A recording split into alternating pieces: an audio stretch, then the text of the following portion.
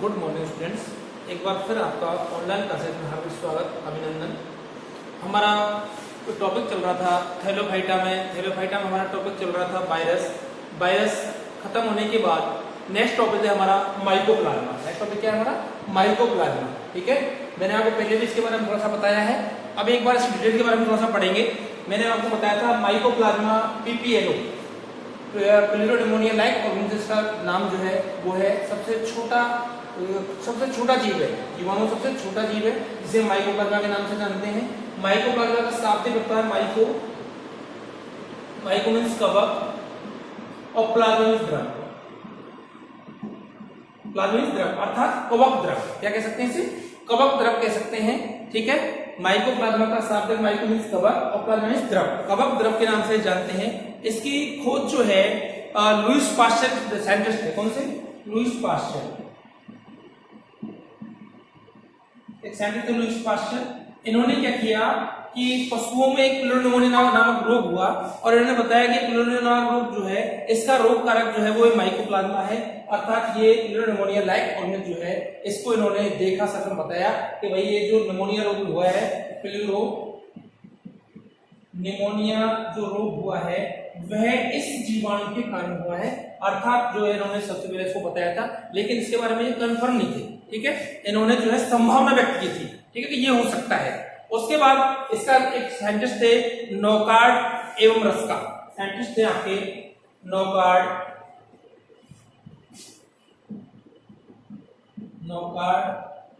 एवं रस्का।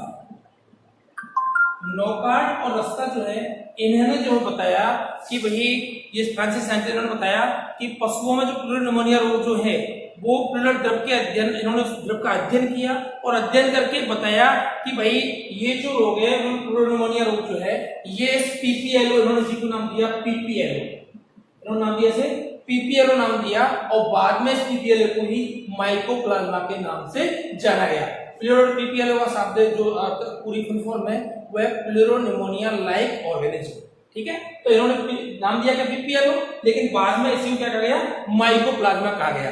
ठीक है, उसका विभिन्न वैज्ञानिकों ने बताया एडवर्ड और फुंड, इन्होंने प्रारंभिक नाम माइकोप्लाज्मा एडवर्ड एवं फुंड, इन्होंने जो है प्रारंभिक नाम से माइकोप्लाज्मा दिया।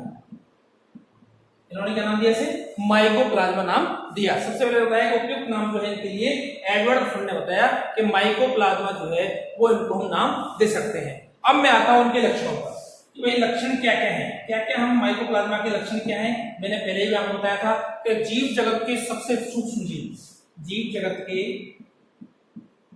सबसे सूक्ष्मतम जीव है। माइक्रो क्या है? जीव जगत का सबसे सूक्ष्म जीव है। ठीक है, इनमें कोशिका वृत्ति का पूर्ण अभाव होता है। दूसरा है इनमें, पहले भी आपको बता चुका हूं मैं, कोशिका वृत्ति का पूर्ण अभाव, अर्थात इनकी आकृति निश्चित नहीं, सामान्यतः गोलाकार होते हैं, इनकी आकृति निश्चित नहीं होती, ये बार बार जो है कोशिका वृत्ति के नहीं होने से अपनी आकृति बदलते रहते हैं, इसलिए इन्हें बहुरूपी भी कहा जाता है, बहरूपिया भी कहा जाता है, इसके कारण क्योंकि कहा जाता है क्योंकि कोशिका वृत्ति नहीं पाई जाती, कोशिका वृत्ति का अभाव होता है, तो ये अपना आकार जो है वो बार बार में चेंज करते रहते हैं। इन्हें संवर्धन माध्यम पर उगाया जा सकता है, इन्हें संवर्धन माध्यम पर उगाया जा सकता है, अर्थात इन्हें संवर्धित किया जा सकता है।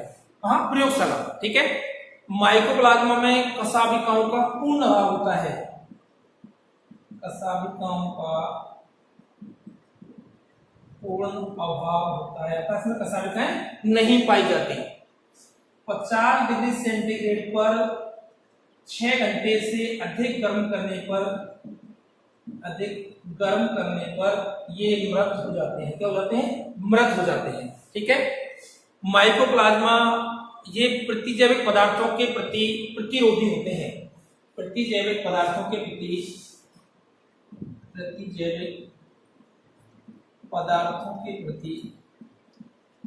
क्या होते हैं? प्रतिरोधी होते हैं, अर्थात ये सक्रिय पदार्थ क्या होते हैं, प्रतिरोधी होते हैं। ठीक है, इनमें इनका जो कोशिका है वो कोशिका जो होती है वो प्रोकैरियोटिक प्रकार की कोशिका होती है। ठीक है, इनमें जो न्यूक्लियोइड होता है वो गोलाकार डीएनए होता है। इनमें न्यूक्लियोइड जो होता है, न्यूक्लियोइड जो होता है वो गोलाकार डीएनए होता है। ठीक है, गोलाकार डीएनए होता है। ठीक है, अर्थात इनकी जो संरचना होती है कैसी होती है, प्रोकैरियोटिक प्रकार की होती है। ठीक है, ये स्वतंत्र जीवी, मृत जीवी या परजीवी हो सकते हैं। ये स्वतंत्र जीवी, मृत जीवी तथा या परजीवी हो सकते हैं। ठीक है, अर्थात ये स्वतंत्र जीवी, मृत जीवी या परजीवी हो सकते हैं। ठीक है, इनके अंदर जो है मैंने आपको बताया था जनन जो है वो केवल इसकी विधि दिखाती है, केवल कायिक जनन विधियां जो है इसकी, कायिक जनन जो है वही होता है। लैंगिक जनन इसका बिल्कुल कोई इसके बारे में कोई जानकारी नहीं है, केवल इनमें जो है कायिक जनन जो है वो पाया जाता है प्रारंभिक काया के द्वारा, मुकुलन के द्वारा, ये जो है इनके अंदर होता है। ठीक है, अर्थात इनमें लैंगिक जनन पूर्णतः अनुपस्थित होता है। ठीक है, कायिक जनन जो है वो किसके द्वारा, प्रारंभिक काया के द्वारा या मुकुलन के द्वारा प्रारंभिक जनन जो है इनका होता है। ठीक है, इन्हें सबसे पहले, अब चूंकि ये जीवाणु है इसलिए वर्ग साइटोमाइसीट्स के अंदर रख दिया, इसके अंदर साइटोमाइसीट्स के अंदर रखा है। इन्हें वर्ग साइटोमाइसीटी, वर्ग साइटोमाइसीट्स के अंदर। लेकिन चूंकि जीवाणुओं से भिन्नता रखते हैं इसलिए बाद में जो है एडवर्ड और फुंड जो है उन्होंने इसे वर्ग मॉलिक्यूल में रखा। किसमें रखा, मॉलिक्यूल, इन्होंने इसे मॉलिक्यूल वर्ग में रखा। ठीक है, अब मॉलिक्यूल वर्ग में रखने के बाद इन्होंने क्या, एडवर्ड फुंड ने क्या किया, इस मॉलिक्यूल वर्ग को दो भागों में बांट दिया। एक तो है माइकोप्लाज्मा, एक एक्टिलोप्लाज्मा। उन्होंने दो भागों में बांट दिया, एक तो है माइकोप्लाज्मा और एक है एक्टिलोप्लाज्मा। एक तो है माइकोप्लाज्मा और एक है आपका एक्टिलोप्लाज्मा। दो भागों में मॉलिक्यूल को जो है एडवर्ड और फुंड ने इन्हें दो वर्गों में बांट दिया। ठीक है, पहले रखा किसमें, वर्ग साइटोमाइसीट्स में, लेकिन चूंकि जीवाणुओं से भिन्नता रखते हैं इसलिए इन्हें मॉलिक्यूल में रखा और मॉलिक्यूल भी इन्होंने दो भागों में बांट दिया, माइकोप्लाज्मा और एक्टिलोप्लाज्मा को इन्होंने बांट दिया। इस प्रकार से जो है इन्होंने इन माइकोप्लाज्मा का जो है वर्गीकरण किया और आती है माइकोप्लाज्मा की संरचना। नेक्स्ट टॉपिक है हमारा माइकोप्लाज्मा से पहले, क्योंकि आपको सारी इसके लक्षण जो है बता दिए हैं। अब है माइकोप्लाज्मा की संरचना। ठीक है, अब जो मैं पढ़ा चुका हूं कैसी कोशिका है, प्रोकैरियोटिक कोशिका है। कैसी कोशिका है, प्रोकैरियोटिक कोशिका है। मोस्टली इनकी संरचना गोलाकार होती है। इनमें बर्तुल डीएनए जो है वो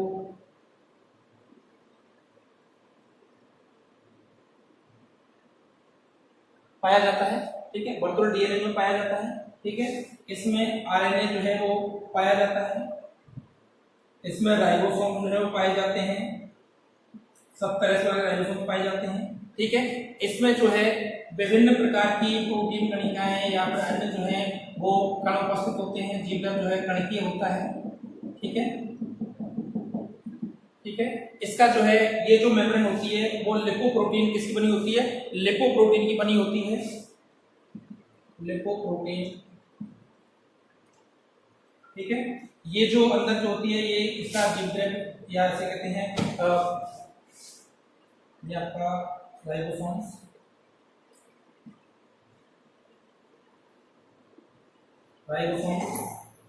ठीक है, ये आपका आरएनए, ये आपका डीएनए, ये जो है प्रोटीन कण, ठीक है, ये जो है इसकी संरचना होती है। ठीक है, इसमें जो है प्रोकैरियोटिक कोशिकाओं के आधार पर इसमें सभी चीज पाई जाती है। अब देखिए, चूंकि यह इसमें कोशिका व्यक्ति नहीं पाई जाती, उसके स्थान पर लिपोप्रोटीन की बनी जो है मेम्ब्रेन होती है। लिपोप्रोटीन की बड़ी मेम्ब्रेन होती है, ठीक है। इसके अंदर आरएनए उपस्थित होता है, डीएनए, वर्तुल डीएनए इसमें पाया जाता है, और अन्य जो है कणकीय प्रोटीन वसा वगैरह जो कण है वो पाए जाते हैं। 70S प्रकार के राइबोसोम्स में इसमें उपस्थित होते हैं, ठीक है। तो सबसे पहले आती है आपकी जीवद्रव कला। मैंने आपको बताया जीवद्रव कला जो होती है वो लिपोप्रोटीन की बनी होती है, इसे लिपोप्रोटीन मेम्ब्रेन भी कहते हैं, ठीक है। ये लगभग 100 एंगस्ट्रॉम मोटी होती है। कितनी होती है? लगभग 100 एंगस्ट्रॉम मोटी होती है, ठीक है। जीवद्रव कला जो होती है वो लगभग 100 एंगस्ट्रॉम मोटी होती है, अर्थात 10 मिली माइक्रोन। कितना? 10 मिली माइक्रोन, ठीक है। उसके बाद नेक्स्ट आता है इसमें कोशिका द्रव। मैंने बताया था इसमें जो जीवद्रव जो होता है वो जीवद्रव कला से परिवर्तित हुआ भाग जो होता है वो कोशिका द्रव होता है, ठीक है। इसमें जो है आपके कई कणकीय घुली संरचना, घुली पदार्थ पाए जाते हैं जिनमें प्रोटीन कण वगैरह उपस्थित होते हैं, ठीक है। और उसके बाद आता है आपका राइबोसोम। मैंने बताया था 70S प्रकार के राइबोसोम्स पाए जाते हैं जो 50S एवं 30S दो उप इकाइयों के बने होते हैं, ठीक है। उसके बाद इसके अंदर उपापचय और प्रोटीन जो पाए जाते हैं वो उपस्थित होते हैं। इसमें लगभग 40 प्रकार के एंजाइम, इसमें लगभग 40 प्रकार के एंजाइम उपस्थित होते हैं जो विभिन्न उपापचय क्रियाओं को संपन्न करने के काम में आते हैं, जैसे श्वसन, प्रोटीन संश्लेषण एवं अन्य उपापचय क्रियाएं जो होती हैं उनका नियंत्रण ये 40 प्रकार के एंजाइम जो हैं वो करते हैं, ठीक है। अन्य बसीय पदार्थ कोलेस्ट्रॉल और कोलेस्ट्रॉल पाए जाते हैं। बसीय पदार्थ में कोलेस्ट्रॉल एवं कोलेस्ट्रॉल ये जो है उपस्थित होते हैं, दोनों जो है बसीय में उपस्थित होते हैं, ठीक है। आरएनए में बताया था, इसमें आरएनए जो है आरआर प्रकार का आरएनए इसमें उपस्थित पाया जाता है जो पूरे कोशिका द्रव्य में फैला रहता है। इसकी मात्रा लगभग 7 से 18% होती है। 7 से 18% में जो है क्या पाया जाता है? आरआरएनए पाया जाता है। डीएनए, इसमें सर्पिलाकार, जैसे कि आप देखें संरचना में सर्पिलाकार जो है डीएनए उपस्थित होता है, जिसकी मोटाई जो होती है द्विकुंडक होता है, भलाकार होता है, जिसकी मोटाई जो होती है वो लगभग 3 मिली माइक्रोन। कितनी होती है इसकी मोटाई? लगभग 3 मिली माइक्रोन जो है इसकी मोटाई होती है, ठीक है। इसका शुष्क भार जो है वो 1.5 से 5% होता है। 1.5 से 5% जो है इसका शुष्क भार होता है डीएनए का, ठीक है। इसमें जो है डीएनए में जो है हिस्टोन प्रोटीन और केंद्रक जो होते हैं वो नहीं पाए जाते। हिस्टोन प्रोटीन और केंद्रक नहीं पाए जाते क्योंकि आप सभी जानते हैं प्रोकैरियोटिक कोशिकाओं में सुस्पष्ट केंद्रक और हिस्टोन प्रोटीन का अभाव होता है। तो इसमें भी क्योंकि प्रोकैरियोटिक कोशिका है तो इसमें भी क्या नहीं पाए जाते आपके हिस्टोन प्रोटीन और केंद्रक जो है उपस्थित नहीं होते। ये इसकी सामान्य संरचना होती है। मुख्यतः 4 भाग पाए जाते हैं। आप देख लीजिए आरआरएनए सबसे पहले जो है इसकी कोशिका का जीवद्रव कला होती है जो लिपोप्रोटीन की बनी होती है। उसके बाद इसके अंदर प्रोटीन कण, बसीय कण उपस्थित होते हैं। आरआरएनए पाया जाता है, राइबोसोम पाए जाते हैं, 17 प्रकार के होते हैं, डीएनए पाया जाता है। ये संरचना इसके अंदर उपस्थित होती है। इसमें लगभग 40 प्रकार के एंजाइम पाए जाते हैं जो विभिन्न उपापचयी क्रियाओं को करने का कार्य, नियंत्रण करने का कार्य करते हैं। ये हुई इसकी संरचना। अब आता है इसमें जनन। संरचना बाद क्या आता है इसमें? जनन। सबसे छोटा टॉपिक है, सबसे छोटा जीव है, इसके बारे में आप पढ़ रहे हैं, मैंने आपको पहले भी इसके बारे में बताया है। अब आता है माइकोप्लाज्मा में जनन। देखिए जनन मैंने अभी आपको बताया था, इसमें लैंगिक एवं अलैंगिक जनन का पूर्णतः अभाव होता है, अर्थात इसमें लैंगिक अलैंगिक जनन नहीं पाए जाते और ज्यादा जानकारी इसके बारे में नहीं है। इसमें जनन जो है वो केवल कायिक विधि के द्वारा, कौन सी विधि? कायिक विधि के द्वारा इसमें जनन होता है। और उसमें भी नंबर फर्स्ट आता है आपका प्रारंभिक काय के द्वारा। होता क्या देखिए, इसकी जो लगभग जो इसकी जो संरचना होती है माइकोप्लाज्मा की, वो लगभग जो है 0.1 माइक्रोन की इसकी जो होती है, आकार में ये होता है 0.1 माइक्रोन, आकार में लगभग 0.1 माइक्रोन होता है, से 2.5 माइक्रोन तक हो सकता है, ठीक है। ये इतना आकार होता है। अब ये कोशिकाएं आकार में बड़ी होकर के और जो है लगभग जो है 1 माइक्रोन तक हो जाती हैं और ये जो है अलग होकर के ये जो है कोशिका विभाजित होकर के और 2 कोशिका बनाती है जो आकार में वृद्धि करके एक नए माइकोप्लाज्मा का निर्माण करती है। इस प्रकार से इसमें प्रारंभिक काय का निर्माण होता है। नेक्स्ट आता है आपका द्विभाजन द्वारा। दूसरा कौन सा आपका? द्विभाजन द्वारा, ठीक है। प्रारंभिक काय के बाद आता है आपका द्विभाजन। कोशिका जो है 2 टुकड़ों में खंडित हो जाती है और प्रत्येक खंड जो होता है वो नए माइकोप्लाज्मा का निर्माण करता है, ठीक है। उसके बाद आता है आपका मुकुलन के द्वारा। और आप सभी जानते हैं मुकुलन क्या होता है? मुकुलन के द्वारा क्या होता है, कभी कभी इसकी कोशिका प्लाज्मा झिल्ली जो होती है उसके ऊपर मुकुल उभार बन जाते हैं, वो उभार जो होते हैं मुकुल कहलाते हैं, और ये जो है इस माइकोप्लाज्मा से अलग होकर के एक नए माइकोप्लाज्मा का निर्माण करते हैं। तो इसमें जनन भी एक सामान्य प्रकार का होता है, कोई ज्यादा वो नहीं है, ठीक है। सबसे छोटा जीव है, पूरी संरचना मैंने आपको बताई इसकी, ठीक है। उसके बाद आता है भाई एक हमारे जीवाणु, एल रूपी जीवाणु होते हैं। तो माइकोप्लाज्मा एक होते हैं एल रूपी जीवाणु, एक एल रूपी जीवाणु होते हैं। अब इनकी हम एल रूपी जीवाणु से तुलना करें तो देखिए समानता में क्या पाई जाती है। पहली बात तो इनकी संरचना दोनों की समान होती है, पहली बात संरचना दोनों कैसे होते हैं, समान होते हैं। कोशिका वृत्ति दोनों में ही नहीं पाई जाती, इनका आकार बहुरूपी होता है, क्योंकि कोशिका वृत्ति नहीं होने से आकार भी कैसा होता है, बहुरूपी, कभी गोलाकार, कभी क्या कहते हैं अंडाकार, इस प्रकार संरचना बदलते रहते हैं। उसके बाद जो है इनको संवर्धन माध्यम पर एल रूपी जीवाणु और माइकोप्लाज्मा दोनों को उगाया जा सकता है। इनमें अंतर क्या है, देखिए माइकोप्लाज्मा में किसी भी दशा में कोशिका वृत्ति नहीं बनती, लेकिन एल रूपी जीवाणु कभी कभी म्यूकोपेप्टाइड की कोशिका वृत्ति का निर्माण हो जाता है। तो म्यूकोपेप्टाइड भी बनी होती है, कभी कभी जो है एक कोशिका वृत्ति जो है इसमें म्यूकोपेप्टाइड की बनी हुई होती है, बन जाती है किसी विभिन्न परिस्थितियों में, ठीक है। चूंकि माइकोप्लाज्मा रोगजनक होता है, जबकि एल रूपी जीवाणु रोगजनक नहीं होते, अर्थात ये रोग नहीं फैलाते। ये हुआ हमारे माइकोप्लाज्मा की संरचना और माइकोप्लाज्मा का वर्णन, ठीक है। उसके बाद आता है कि भाई इनका आर्थिक महत्व क्या है। माइकोप्लाज्मा का आर्थिक महत्व क्या है, आर्थिक महत्व मीन्स हानिकारक या लाभदायक, दोनों ही आर्थिक महत्व के अंतर्गत आते हैं। तो चूंकि हानिकारक, इसमें जो है विभिन्न प्रकार के मानव रोग जो है इसके द्वारा होते हैं, जैसे कि नपुंसकता जो है वो माइकोप्लाज्मा फर्मेंटस, माइकोप्लाज्मा फर्मेंटस जाती है, माइकोप्लाज्मा फर्मेंटस, ठीक है। ये जो है वो क्या है, मानव के अंदर जो है वो नपुंसकता उत्पन्न करता है, नपुंसकता उत्पन्न करता है माइकोप्लाज्मा फर्मेंटस, ठीक है। इसी प्रकार से श्वसन लाल संक्रमण रोग जो है वो माइकोप्लाज्मा सेलाइवेरियम के द्वारा होता है। इस प्रकार से जो है पादपों में विभिन्न रोग होते हैं, जैसे आलू का विशेष गुण रोग, चंदन सूखी रोग, कार्निस्टन रोग, शहतूत का वामन रोग, ये भी जो है वो माइकोप्लाज्मा के द्वारा होते हैं, ठीक है। जंतुओं में विभिन्न प्रकार के रोग होते हैं, जैसे गो पेलिरोनिमोनिया, मैंने शुरुआत में बताया था आपको, पशुओं में पेलिरोनिमोनिया नामक रोग उत्पन्न हुआ था, उसी कारण से खोज हुई, उन्हीं की तरफ से माइकोप्लाज्मा की खोज हुई, उन्होंने इसे माइकोप्लाज्मा नाम दिया, ठीक है। तो पशुओं के अंदर पेलिरोनिमोनिया रोग उत्पन्न करता है, गौ के अंदर यह जो है माइकोप्लाज्मा माइकोइडिस जो है वो पशुओं के अंदर निमोनिया उत्पन्न करता है। जननांग शोथ जो है वो माइकोप्लाज्मा बॉबी जेनिटेलियम जो है वो जननांग शोथ उत्पन्न करता है, ठीक है। इस प्रकार से जो है ये माइकोप्लाज्मा जो है मानव, पशु एवं पादपों में रोग उत्पन्न करने का कार्य भी करता है। आज के लिए इतना ही, नेक्स्ट क्लास में फिर मिलेंगे, तब तक के लिए थैंक यू।